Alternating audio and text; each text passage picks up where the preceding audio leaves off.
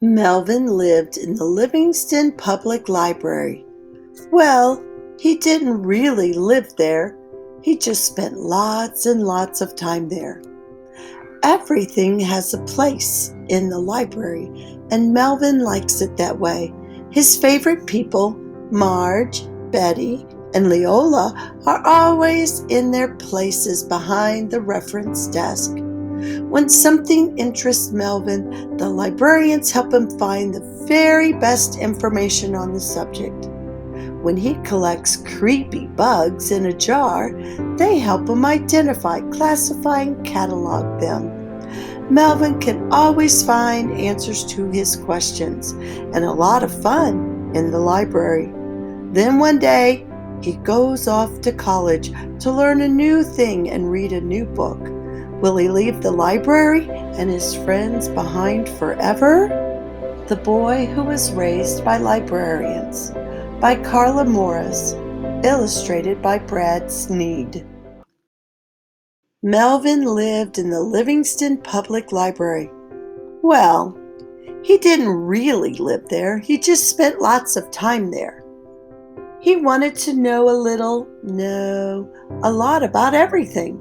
He was curious, and the library is a wonderful place to be if a person is curious. Everything had a place in the library, and Melvin liked it that way. His favorite books were always in their places, lined up on the shelves like soldiers, and his favorite people were always in their places, behind the reference desk. When Melvin was barely tall enough to see over the counter, he started going to the library after school every day. He made sure to stop by the reference desk for a chat with the librarians. They were always happy to see him. "Hi, Melvin," Marge said. "How was school today?" Betty asked. "How's the weather out there?" asked Leola. Melvin loved the librarians.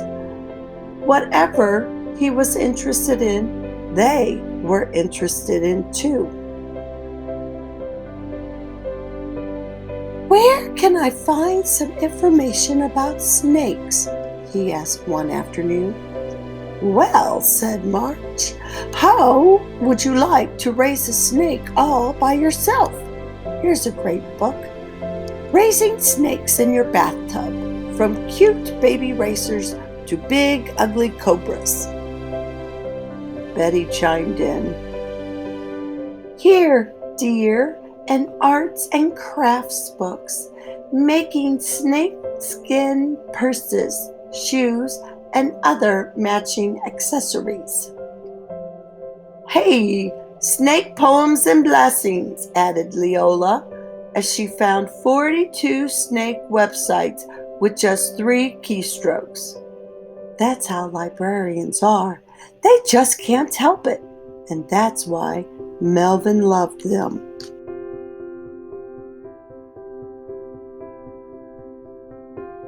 In first grade, Melvin and his class went on a field trip to a real field.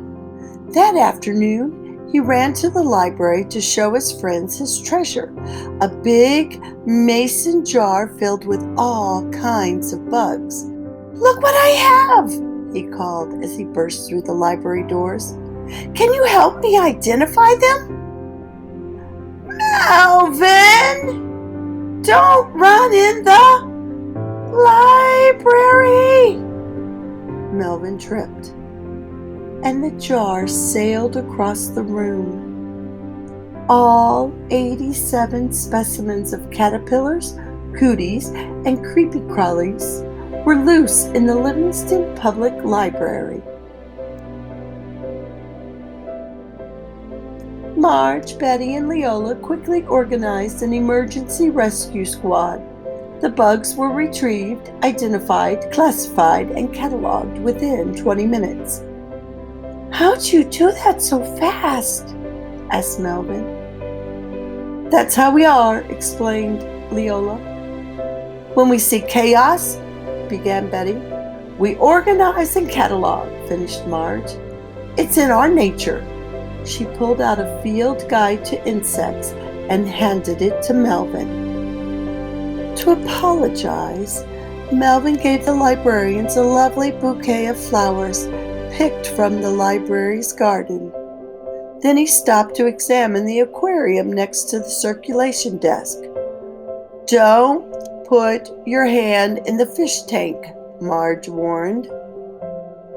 But I was wondering," said Melvin, "how many kinds of fish are there in the whole world, and all the lakes and all the rivers and all the seas? And how much does the whole world, with all of the dogs and cats and houses and cars and tractors, weigh?" The librarians were very busy with other patrons, but Leola knew just where to find some answers for Melvin.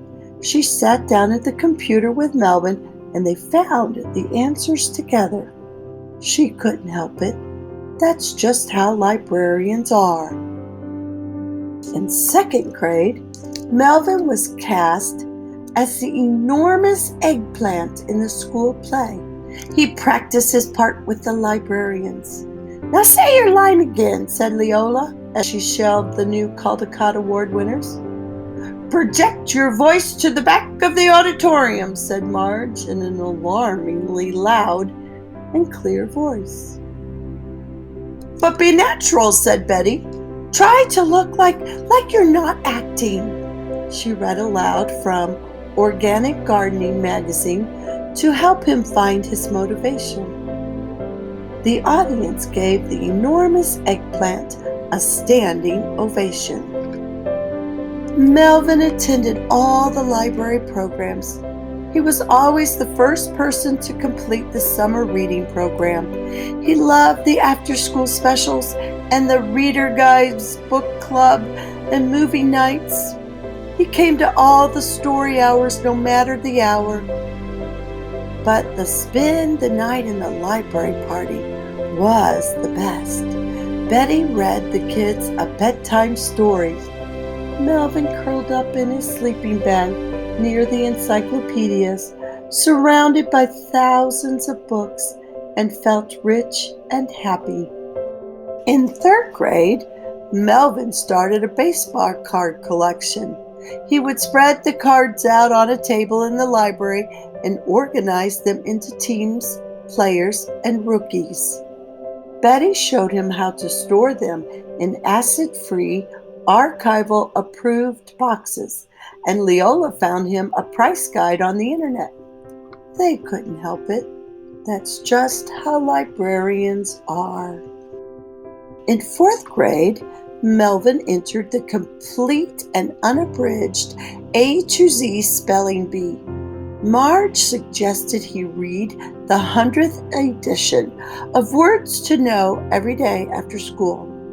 Not surprisingly, he won first place.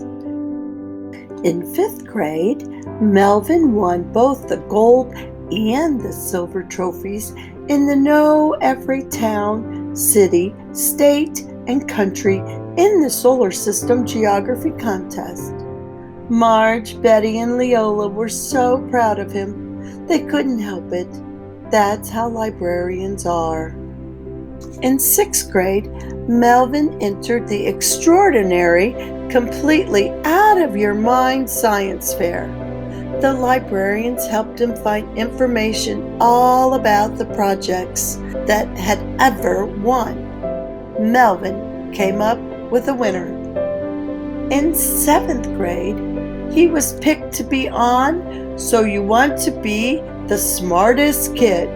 Marge, Betty, and Leola burst with pride as Melvin answered questions so fast that he blew out the circuits on the computer keeping score. Every day after school, year after year, Melvin came to the library. When he was in high school, he even got a part-time job there. Marge, Betty, and Leola cried with pride and happiness at Melvin's graduation. "That's our boy," said Marge. "We helped him learn," said Betty. "All those books," said Leola. After Melvin left for college, he missed the Livingston Library and his librarian friends. He wrote them letters and emails about the books he was reading and the things he was learning. Years later, another boy came to the Livingston Public Library and loved it. "Hi, Sterling," Marge said. "How was the field trip?" Betty asked. "You need help identifying those bugs?" asked Leola.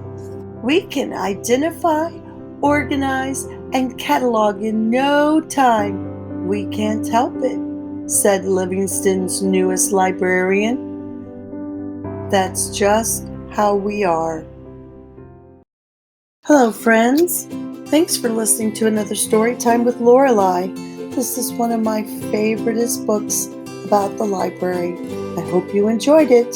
See you next time on Storytime with Lorelei. Don't forget to click like and share. Bye for now.